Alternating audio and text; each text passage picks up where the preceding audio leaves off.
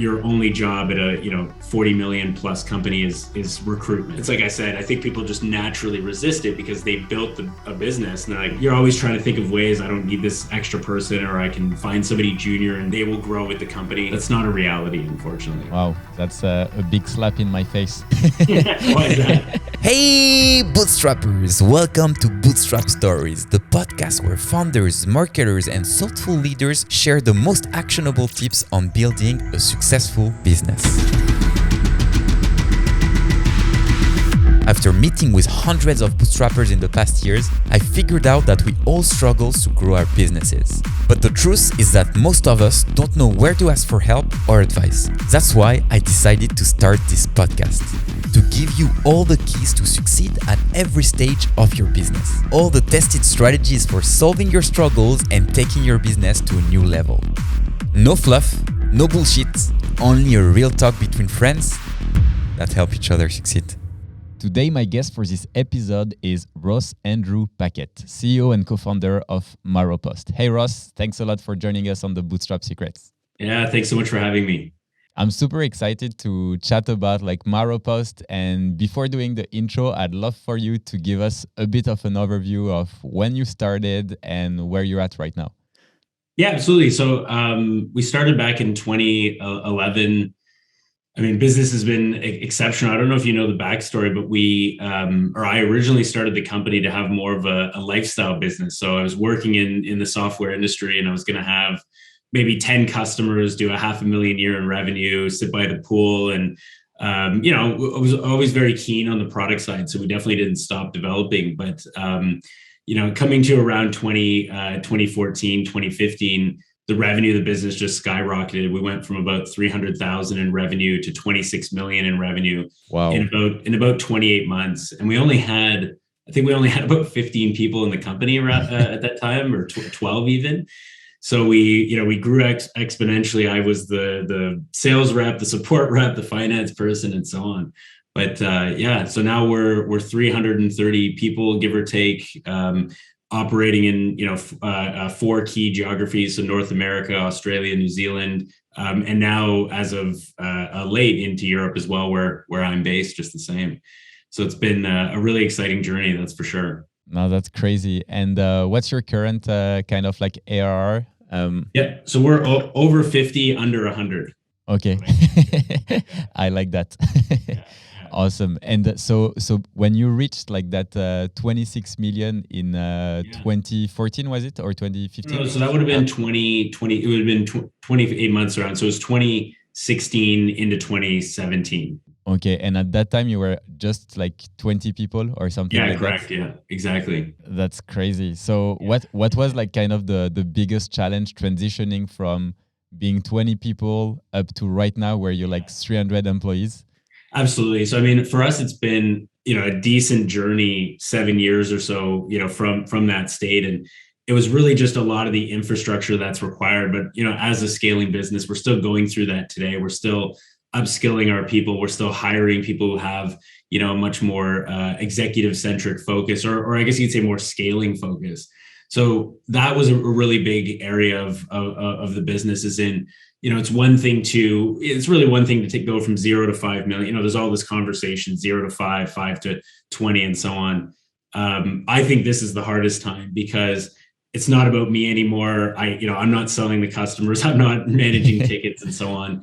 So we've really got to have these phenomenal people coming in who, have done that before. They've gone from 50 to 200, 200 employees to 2,000. And it's been a great learning experience, and also very, helpful in terms of my growth, in terms of how the business operates. And what to you, because when you're a team of 20 and then you have to scale to 300, you mentioned that you started hiring key people that could help you scale and reach that type of levels.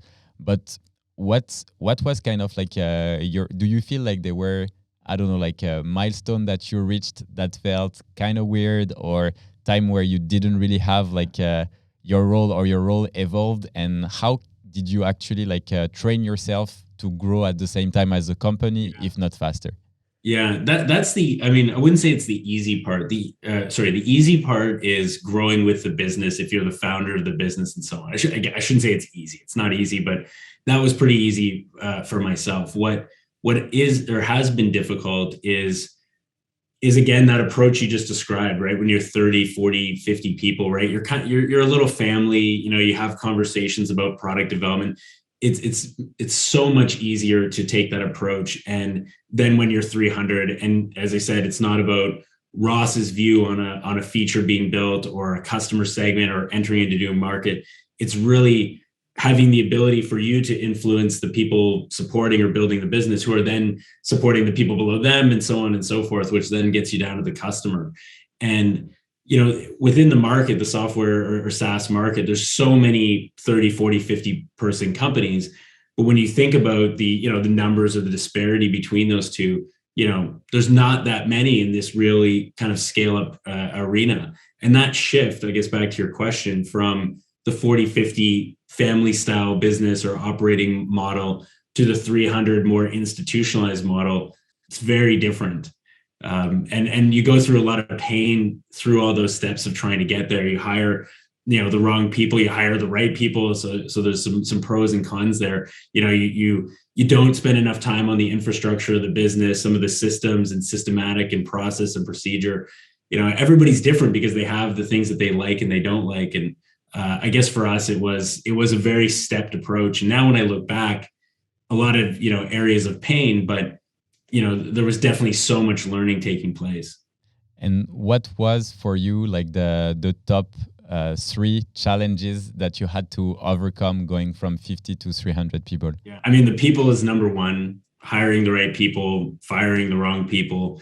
The system side of things, as I mentioned, I've always had a keen focus personally on that front, but only until recently. So a friend of mine who's also an advisor at Maropost from a company called Vidyard, if you're familiar with them. Yeah, absolutely. He really took me through a lot of what they're doing. I was like, if they're at 100, we're at 5%. Like, they just did a phenomenal job. And so I guess what I'm saying there is just that systems, process, procedure side of things. Like, it really sets you up for success if you can do it up front. I wish I did that. just to make it sure, like, to understand, when you're talking about like processes and everything, are you talking for employee onboarding, helping them learn new things? More on the customer side. Okay. Yeah. So thinking more of like when you're acquiring hundreds or thousands of new customers per year, which Maropost does, what are we, how are we efficiently moving them through, the onboarding process, how the implementation, the new feature rollouts that are occurring, how do they interact with customer success and support, right? You can't just sign up for Zendesk at this size or Freshdesk or something and hope ticket management is going to solve it. There really is a science to all of that. And the more data you have and the better you can represent it, of course, the easier it's going to be to make decisions and be successful. But it wasn't that easy for us. It was very painful. Yeah, and something you mentioned also, is about like firing the wrong people, like explaining that it's not a fit. I was chatting with another CEO the other day who basically told me that the way they were hiring, it was actually interesting. Like, they hire like really in batch, so large group of people. Then after about like 4 months, they wait for another like 2 to 3 months to see, who's kind of like performing and kind of like reevaluating everyone. And then, they would rehire like if they need.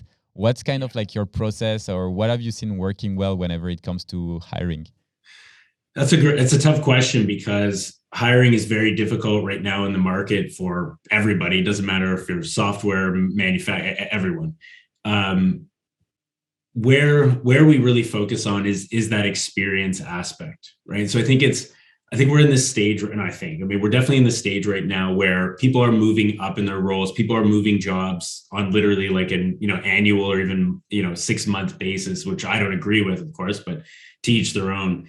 And so really being able to sift through the profiles, the candidates, or sourcing your own and ensuring that they actually have the experience to do the job you're looking for, especially when you think of those senior hires, right? As in, there's people right now going from management level or manager level positions to vice president level positions, because that's what the market, being an employee's market, is dictating. And so that's where a lot of mistakes, I think, are happening with a lot of companies, where then 6 months after that, as you're describing, it's really impacting the results they're seeing, because this was the only person they could hire, and that person was a director, somebody else. So, well, let's hire them as a VP. But then in reality, they don't have any of the experience that was really required. So it is very difficult. There's no silver bullet to it. I mean, we've gone through a lot of motions. But the other thing I would say, for any founders, is make sure when you're hiring some of these senior people that these are people who are going to bring potentially a team or other members from their network. If I actually could go back and I look at all of the kind of more senior hires we've made over the last 10 years, the most successful ones were the ones who brought or who bring people with them, right? The people who, because that means they fostered that relationship. That means they were really successful to us. Where like people aren't, maybe today's a bit different, meaning 2022 here in April, but people don't just leave their jobs to go somewhere unless the person that they're going to join was such a high performer that they want to be a high performer with them. And two, that ultimately they will be more successful in this new role with that individual leading, whatever department, whatever division it might be. So I think that's so important. And I've not always done that. That's for sure. No, I agree with you. And have you started to set up OKRs like very early for your team, so you can kind of no, yeah, not very early. No, okay. Last year, very early. Yeah. So Maropost is a bit different in that regard. And I know we'll talk about sort of the bootstrap components to it, but we didn't have any of the coaching, the guidance, the mentorship in this regard, right? We didn't have investors that were coming with a playbook and being like, hey, if you do these 5 things, this is really going to move the needle in the business. And here's 5 case studies where that applied. So you asked about OKRs, just using that as an example. I didn't even know what an OKR was until January 2021, which is kind of embarrassing. But I guess that the great thing when I look back in that regard is imagine where we'll be then, now that we're using a lot of the systematic approaches that have a proven success to them. But as you said, I think there are tons of business system that you can use. In the end, you still built, $1 billion business without even having to use them. So that's what I mean. So imagine the next 10 years. I'm like, this is going to be super easy now. That's awesome. Yeah. And before talking, about the growth, acquisition, etc., and how you acquired your customers. I've read that I think it was in 2016 or something, you sold about a quarter of your business, and then you decided to buy back the people who had acquired this quarter. Can you walk us through the story, why you decided to sell, So again, not having a background in raising capital, right? The business or Maropost really sort of skipped a bunch of what would be the typical stages, angel investor, seed angel, Series A, all this kind of stuff. And so, during that time, of course, Maropost was doing well and very profitable and so on. And so naturally firms started reaching out. And so at one point I was like, okay, these numbers, and it was public, so it's not like it's a secret, but, we're starting to talk about $30-50 million, right? It's a lot of money to a lot of people, or to everybody.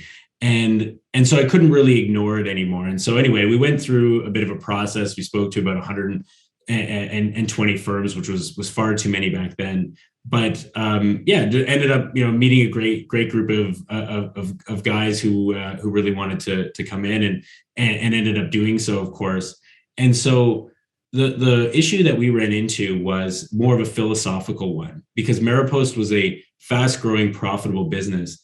And in the venture capital, private equity world, typically the focus is how do we just grow at all costs?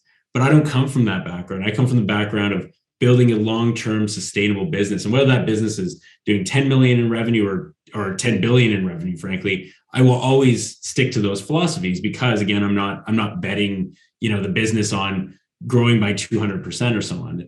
But anyway, so ultimately, as we went through the journey, it was going well, and then it started not going as well. But it was really about that philosophical difference. And so, yeah, in 2019, I bought them out and carried on. Spent about 8 months bringing the business back to the profile that it is today, and it was prior, and then made an acquisition. And anyway, we can get into that as well, but it was a great journey. I mean, it was definitely a learning experience. It was a very expensive learning experience, but yeah, I don't know that I would do anything differently because it still brought me here. And I'm really wondering, like, how exactly do you get the cash to buy back, like, your investors? Yeah, good question. So we were fortunate enough to be a profitable business already. So none of the investment was primary. None of the investment was going into Maropost. Mm-hmm. So effectively what we did is we took the money, dumped it into a bank account or a trade, investment account, left it alone. And so when this situation sort of unfolded or unraveled, we had all the money still sitting there. So It wasn't too much of a point of friction. And I do spend a fair amount of time bringing that up, though. This is the downside of the typical market. And Maropost has Maropost Ventures, so we do investments as well. But at the same time, we don't want to be in a position where, as a founder, you don't want to be in a position where you have no out. And when you take 50 million, 100 million to, unless you just, again, did the same thing in an all secondary round, it's really hard to exit those situations, are almost impossible, I would say. And yeah, that's because I think it's the first time I know, like, I think it was maybe Buffer who did like something similar where they bought out like their investors, but it was. I've never heard of another story. Funny enough, I'll have to check that one. Yeah, but that's really really impressive. I think it's yes, first time I see it at this stage of businesses, so that's huge. And then you said you made like another acquisition from I think it was an Australian company, right? Yeah. So bought them out in mid 2019. Got about 8 months later, then right just before COVID. Business is doing really well. COVID hits, but in December 2020, acquired a company out of Australia because of the e-commerce centric experience that they have. So a big part of our product suite is we are a commerce marketing automation and service solution. So commerce is online and retail, so e-commerce and retail, point of sale, marketing automation, email, SMS, and so on. And then the service side of things, ticketing, live chat, chatbot, and so on. And so we were building this solution, or this has been the vision of the business for the last 6 years. And so really what came up as a point of friction is, we've got 10 years in marketing automation, which of course relates to e-commerce and all this, but there's just all these nuances, taxes, currencies, shipping, and so on that we just didn't have the experience of. So yeah, we acquired a business, again, with no investment at the end of 2020. We actually acquired another business at the end of 2021 as well, coincidentally, also in Australia. And right now we're acquiring our last acquisition as part of this very specific strategy in Stockholm, Sweden. It actually closes next week. Nice. And so what's kind of like the idea whenever you do like acquisition? Because I guess like something that comes to your mind is, okay, we can either build it ourselves and try to compete, or acquire someone and try to like kind of leverage that. But at the same time, there is always these questions about, will the culture be the same? Are the employees gonna like stay with you, et cetera, et cetera? Yeah, absolutely. So we were doing it more for the experience. Like obviously the customers and the revenue is a part of that, but we were looking for the expertise around e-commerce, around shipping, around taxes, around point of sale, around loyalty, things that we knew about and we were sophisticated in, but we were not the experts. And so that was the driving force behind all of the acquisitions. In a way, with the exception of, actually, no, and I would still include the Stockholm one as well, which I obviously can't share yet. But so that's really what we were looking for, was just that expertise. No, that's really cool. And how did the integration of the other company went? Because obviously you mentioned like COVID hit, so I don't know if it affected them like in a positive or negative way. If it's e-commerce, potentially positive.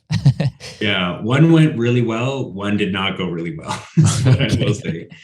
I mean, I don't know the exact numbers, but I hear 90% of them fail, 75% fail, 80% fail. I know the number is high in terms of failures. And I mean, I think failure means a lot of things to a lot of people in these scenarios, but I think what you said rings true. And a couple of things I touched on before is in any acquisition, typically, right, the acquiree is merging into a larger company. Right? I don't know very many smaller companies are acquiring, large organizations. And so much to what you just said, the culture change, the systems are changing. It all depends on how much the CEO or the founder, whoever is leading that organization, is comfortable with change. And that can be hit or miss, because of course when you're in the pre-acquisition stage, that's the honeymoon stage. So Ross is on his best behavior, Guillaume is on his best behavior, nobody's really saying all that much, everything's great. The reality is after the fact, or when that comes in. So whenever anybody's acquiring a business, I mean, I can't speak enough to that upfront exploration period, I guess you could say, interview period. Very important. All right. And have you what have you done to make it work better? Maybe the second time or the second time's been phenomenal. So I don't want to say too much there, but it's as I said. I mean, so what did I do different? I mean, what I did differently was I spent a lot more time with the founder. I had other people from the team and from our board meet with the senior leadership. We really did approach it more we were interviewing each other both on the personal and professional spectrum to ensure that we're 120% aligned. And with so the second one was a company called Retail Express, and the one positive, I guess you could say, between the two is both were in Australia, as I mentioned. I was not able to go to Australia right after the first one. I was just there for the first time in January of this year. Okay. Thankfully, that was 30 days after we had acquired Retail Express, but that would have been a year and 30 days after the former one. And so I think that played a part in it. But the great thing, or a great kind of outcome for that, was gentleman at Retail Express, Aaron Blackman. We got there, went for lunch immediately, had a couple of drinks, and everything.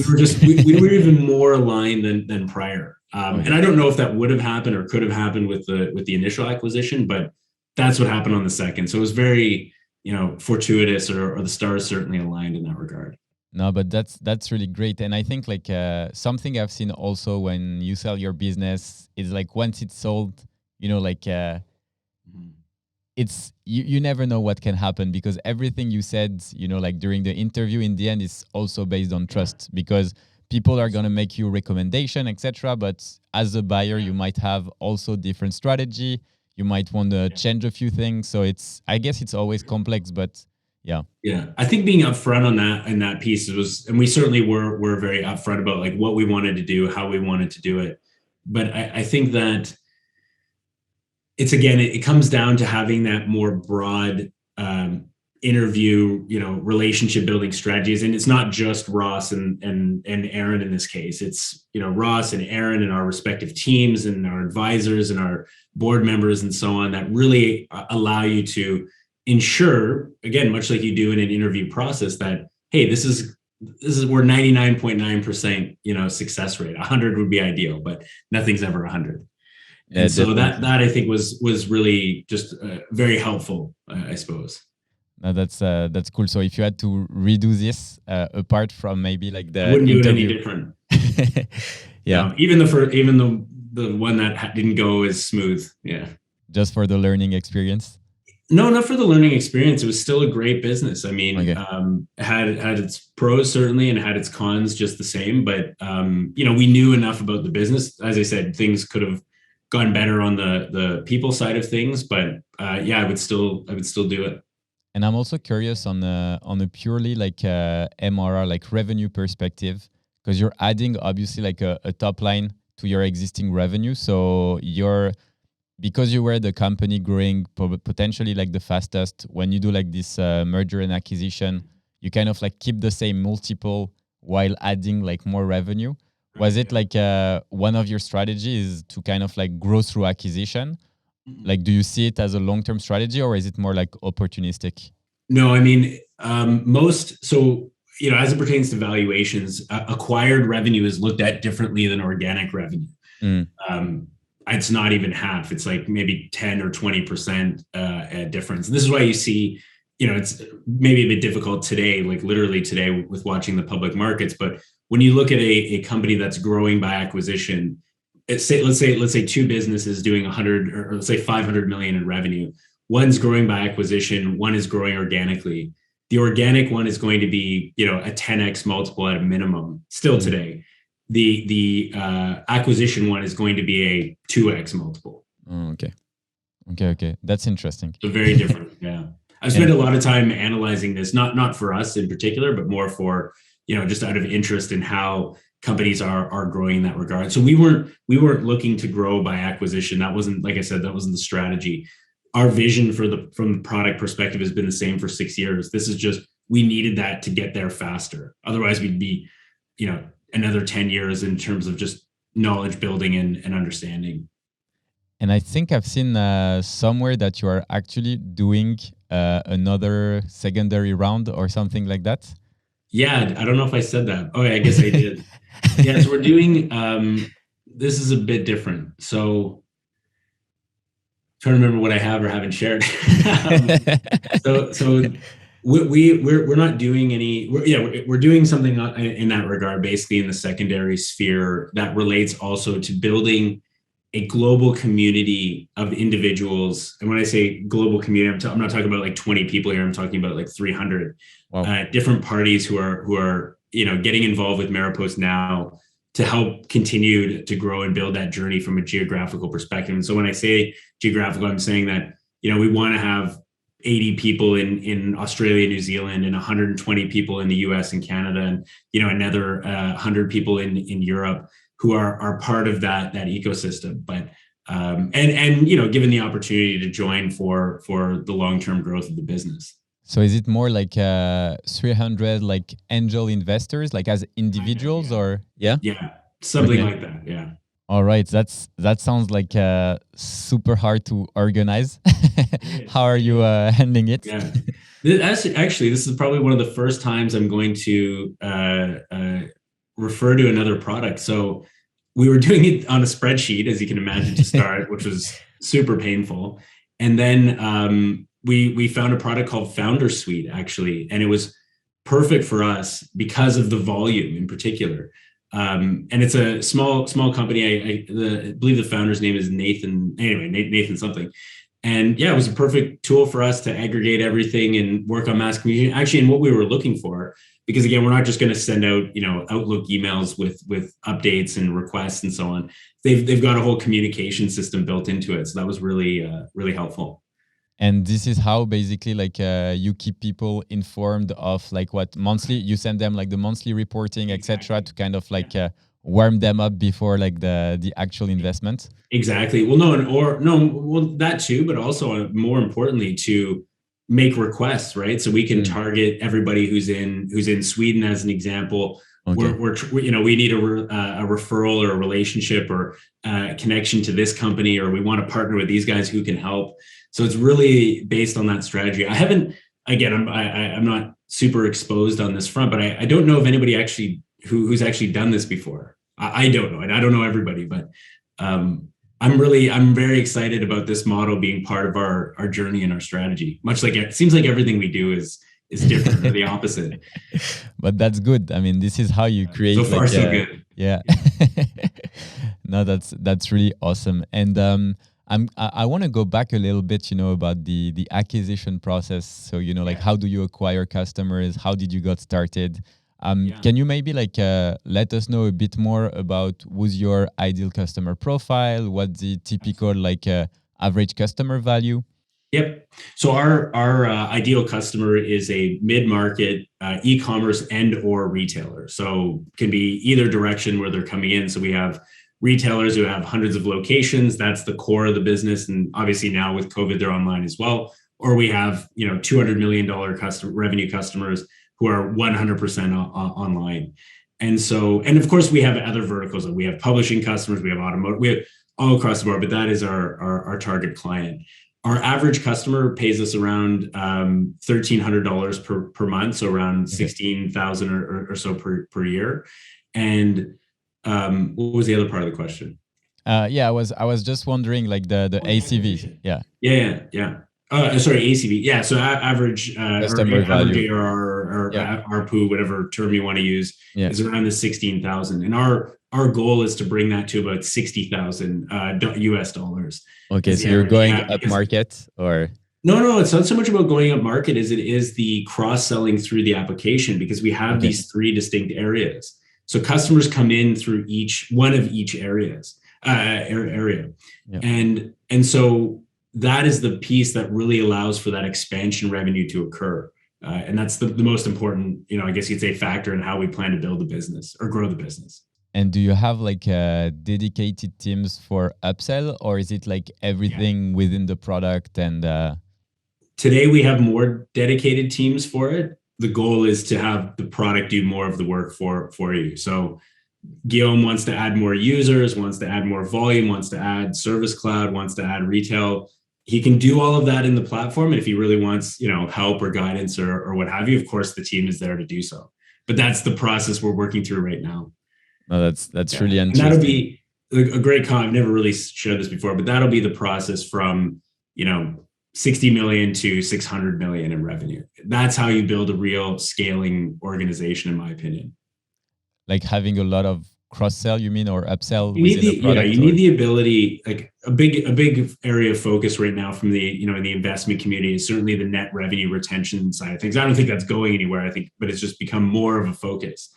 And so when you think of how can we increase our net revenue retention, your customers are only going to be growing so fast for so long, right? Like it once you built up a good base, a good business, having 150% or 130 above 100 is still quite difficult without having another area to sell into. That's for sure. And was it the reason why you decided to first acquire this business so you can have like a higher net retention, or? A little bit, but there was more. As I said, the businesses that we acquired were supplementing technology we either had built or we were planning to build. Okay. So it was it wasn't unknown, but of course it was part of the deal, I guess you could say. Yeah. No, that's really interesting. But that's what companies want. Yeah. Sorry. No, have you mapped out kind of like the ideal funnel for, because you mentioned, that you have, let's say, multiple products, let's call it product or offers. It's one product, but multiple pillars. Okay, so multiple pillars with one product, and people can enter through like different pillars, and then you try to cross them. So have you really standardized kind of the ideal customer journey? Like, okay, let's say this customer enters through pillar 1. I know it will go to pillar 3 first, then pillar 2, etc. And how can I maximize? We haven't yet, funny enough. Okay. And that's the interesting piece as we go through our initiative plans for 2022, 2023, and so on. And that's where we really unpack those areas of who is. I think what you're really saying is like, which pillar do they come in to start that makes them most successful as they work their way through the product. The reality is, and again, this isn't specifically data driven. My assessment is that's really the commerce side. If somebody's coming in, because you can't operate an e-commerce store without a storefront platform. You can't operate a retail shop without a point of sale system. So those are really the base at the end of the day that set the tone for. Are they going to use marketing? Are they going to use, Service Cloud? Or are they going to go from online to retail or retail to online as well? So we haven't done all that analysis, but the analysis we have done, the growth is exponential. That's super exciting because putting myself in your shoes, I would just go at all those things, looking at what customers are converting better on which pillars. Push the right content, ads, etc., on your customers. And we will do all that, and we have all of that data flowing in. It's just, this is probably a good point to share. Acquisitions are really tough. They're really time consuming. Nothing happens overnight. So even the acquisition we're about to do in Stockholm, it's significantly smaller than the other ones. it'll be a little bit easier, but it's still it's the same list of difficulties or pros and cons. You have to go through all the steps. Like you can't take shortcuts. Yeah. There's no faster way to do it. It can be a lot slower if things aren't going well, but it's not going to be a lot faster if things are going well. No, I agree. And something I want to mention also, because I was like checking, your content and everything, and you are very transparent about like sharing your numbers and things like that. Like, until what point were you feeling like you should update everyone publicly? Because early on this podcast, it was like, let's say between 50 to 100. And I would say before that, it was maybe like much more precise. So did you feel like at some point, it's not necessary anymore to inform with precise numbers? Is it because of competition or what's... No, so it's a good question. And to be honest with you, it's more personal than professional in the reasoning. It just becomes so hard to remember who you shared what with, with who on, right? So, again, if you and I had a meet up and I shared a number over some drinks and then somebody, it's hard. So you might as well just be open about it. I think it just becomes more complicated than, like I was trying to remember before. I'm like, wait a minute, what article did I, share this number with? And I'm like, okay, I guess I did. Yeah, it's just easier. I'd say that started, like I said, it was more personally driven. And that was probably about 4 or 5 years ago where I was like, I'm just going to share everything with everybody. And if they like it, great. If they don't, well, too bad. Nice. Yeah. And I read somewhere that around like 50% of your business was driving through word of mouth and the acquisition. So I'm curious, like, how exactly, like, do you have a strategy in place to kind of trigger more word of mouth, or is it not something really that came kind of like naturally? And okay, yeah, it really came naturally. I mean, so Maropost as an organization comes from a more direct sales model. So we're going to events, we're doing content marketing. We're not, we weren't running as many ads or anything like that. We were doing, not surveys, but more like profiles and thought leadership and so on. And so that side of things is naturally more personal, where we were building really close relationships with a lot of our customers, very large customers. And so then naturally they were constantly referring customers to us.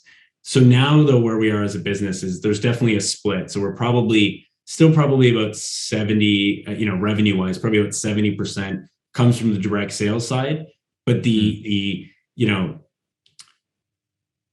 ad driven, the systematic customer acquisition is becoming a larger piece to the business. Like we have certain areas of the product where you can start with a free trial, certain areas don't have that, but everything will move into that direction. And so then no matter where you're coming in from, we may still be driving from a direct sales perspective, from an events marketing automation, and so on and so forth. But it's not we don't just have one channel anymore. But that's how we started, and that was what was responsible for the high referral numbers. Nice. And I think it'll all come back. I mean, I think at the end of the day, I come from a sales background, ironically, and I really loved the product side of things. So I, kind of married those together, and then have my co-founder, who's just an exceptional engineer. And so that was really sort of the perfect mixture of skills or capabilities. But I always liked the customer side of things. It was why I built the business, or how the business was built in the first place. So I think from a founder perspective, especially if you're dealing with larger customers, it's hard to keep doing it. But if I could do that all day, every day now, I would do. That's what I would do. That's And I'm curious because you're coming from like a sales background, as you mentioned, and how did you transition from, like being the one closing the deals, doing sales, up to, like hiring a team and scaling it so more and more people could actually grow the pipeline and the sales down the line? Yeah, it just kind of happened naturally, to be honest. I mean, we started hiring senior salespeople, then started hiring sales leadership and so on. And like I said, I don't like it, but that was really the transition. I mean, the great thing I think for us versus everybody else, and I do talk about this a fair amount, is that we took the business to a decent size without having to hire all those people. So like I had to do a lot of these different roles. Forget the sales side for a moment, but you had to do that role, and so you really gained a lot of appreciation and experience and so on that you don't get when you're raising 50 million and then just hiring all the people to do that. like I would never trade that. I guess you could say in terms of the opposite approach. And I'm actually doing a panel at SaaS Stock, if you're familiar with that conference, specifically about this with a friend of mine, where he's built a business very successfully as well. We're almost the same size, but he's got 20 investors, and then Maropost is Maropost. So we're going to do this great. You're going to get 300 soon. Yeah, but it's a different model, right? These people have board seats and they have rights, and it's a different strategy. No, but that's really interesting. And to kind of like wrap up a little bit, I want to ask you, crossing these 300 people in your company, your role has definitely like switched and changed. You mentioned that for you it was quite easy to kind of like level up and grow as the business. One of your key role right now is to work on the strategy, on the vision, and on kind of like motivating the team. So what tips could you give, like for people who are going through that stage and going through that growth phase in order like to really like build a kick-ass team, help them grow, motivate them, and define like a clear vision? Yeah, it goes back to the hiring component I mentioned before. So anybody who's getting into this sort of 20 million plus range, even arguably 10, your job very quickly. And I resisted this for a long time. I resisted becoming like the recruiter, I suppose you could say. So I was like, I'll just do it, or we'll, this person, we could just merge these roles together. If you find yourself in that position, don't resist that.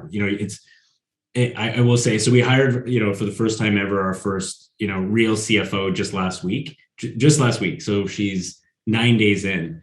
The amount of relief in these last 9 days has been absolutely phenomenal. And so that would be the one thing that would I have done it differently and going back?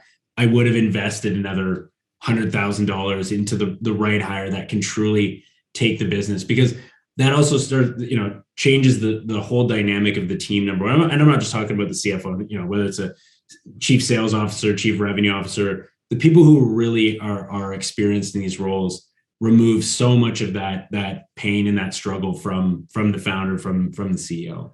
So I can't speak to that enough in terms of and I have the same actually. I was talking to another friend of mine who's also a customer yesterday.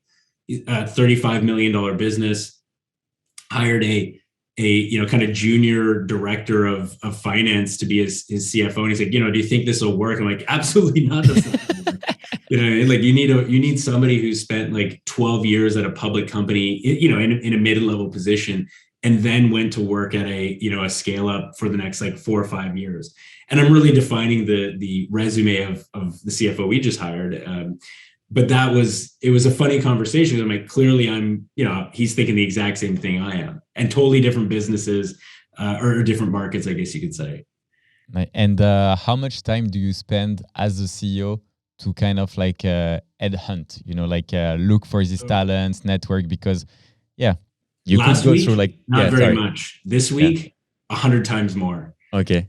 I just kind of went through this realization and watching, this individual come into Maropost and just the instant impact that it's making. I'm like, I got to start recruiting here. I got to stop doing everything else and just do that. And I mean, there's a lot of content out there about this. I mean, a lot of people talking about how your only job at a 40 million plus company is recruitment. It's like I said, I think people just naturally resist it because they built a business, and they're like, you're always trying to think of ways, I don't need this extra person, or I can find somebody junior and they will grow with the company. That's not a reality, unfortunately. Wow, that's a big slap in my face. Why is that? Are you doing the same thing? Yeah, because we crossed 10 million a few months ago, and I'm really trying to think about structuring the team and everything. Yeah. But at the same time, I want to stay a bit operational, so I look at everything, marketing, growth, and everything. You've got to like that's not you. I mean, me, you, the next person. It's hard to let that part go, and that's what I meant. We're resisting this kind of change, and that was, again, it's the only thing I would go back or not the only thing, but one of very few things I would definitely do differently. I agree. I will have to start headhunting and meeting with more candidates. It's too easy to do everything else. Like you said, it's too easy to get into the operations, into the sales, into the product. because there are things that are exciting. Recruiting is not that exciting. Like, it's great when you meet a great person, but there's a lot of steps that come before that. Most of the time you're like, shit, I booked some time with the wrong candidate. Exactly. Awesome. So we're almost like out of time. So I want to finish like this chat with 3 fire questions. The first one is, what is your favorite book or podcast for bootstrap entrepreneurs? So favorite book would probably be Elon Musk's autobiography. There's a lot of other great books. Actually, sorry, I shouldn't say that. Probably Amp It Up by Frank Slootman. I don't know if you're familiar with him. No. He's the current CEO of Snowflake. He was, if I'm not mistaken, also the CEO of ServiceNow.